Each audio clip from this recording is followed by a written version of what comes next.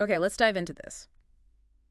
Imagine you're running a farm, and you need to figure out exactly how much feed your livestock need for the whole next month. Sounds straightforward at first glance. Right. You'd think, okay, animals times daily amount times days. Easy. But that only really works if everything is perfectly consistent. Same amount of feed, every animal, every single day. Which it never is, you know? Livestock needs, they change. Maybe there's great pasture, so they need less extra feed. Or maybe it's sparse. They need more. Exactly. And the pastures themselves, they can be wildly different across fields. And that changes too, day by day, over a month.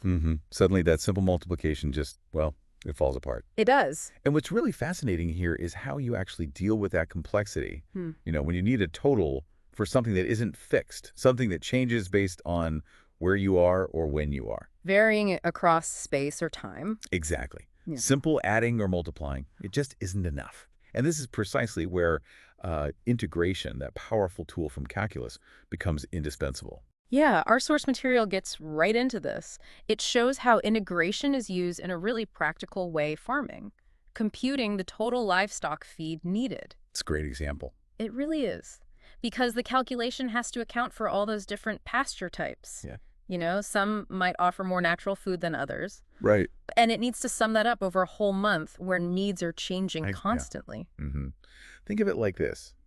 The feed requirement isn't just one number per animal per day.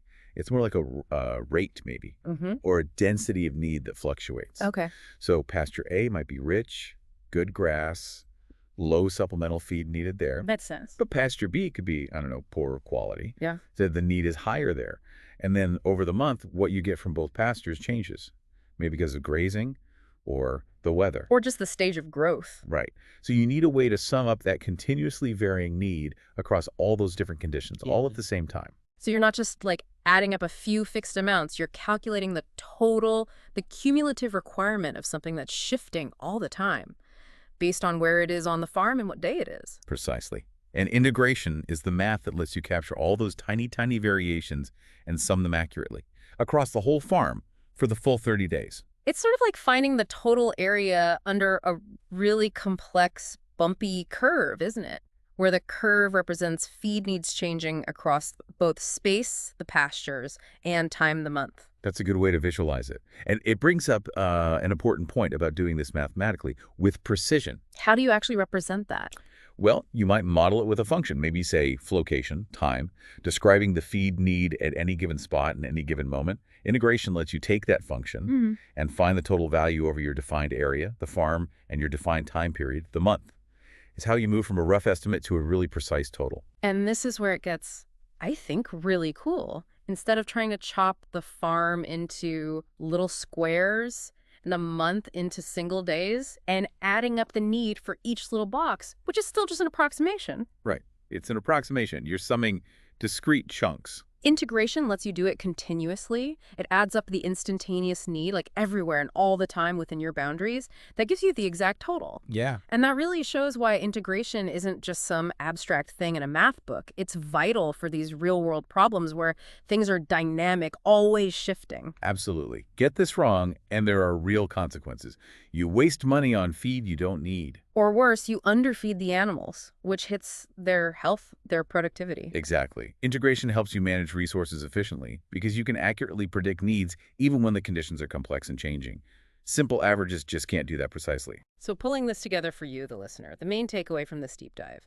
Integration is your go-to mathematical tool whenever you need to sum up something that isn't constant, something that varies across different conditions, locations, or over time. And this specific example, figuring out total livestock feed by integrating those variable needs across diverse pastures over a whole month, it perfectly illustrates that power. It shows how math tackles messy, real-world stuff. Understanding this helps you see why integration is so fundamental. It's critical for solving countless problems involving changing quantities all around us. It bridges that gap between abstract math and, concrete challenges like managing a farm effectively. Definitely. So here's something to think about. Beyond farming, what other situations out there involve calculating a total where the rate or the amount changes constantly across space or time or maybe other factors? Where else would integration be the absolutely crucial tool?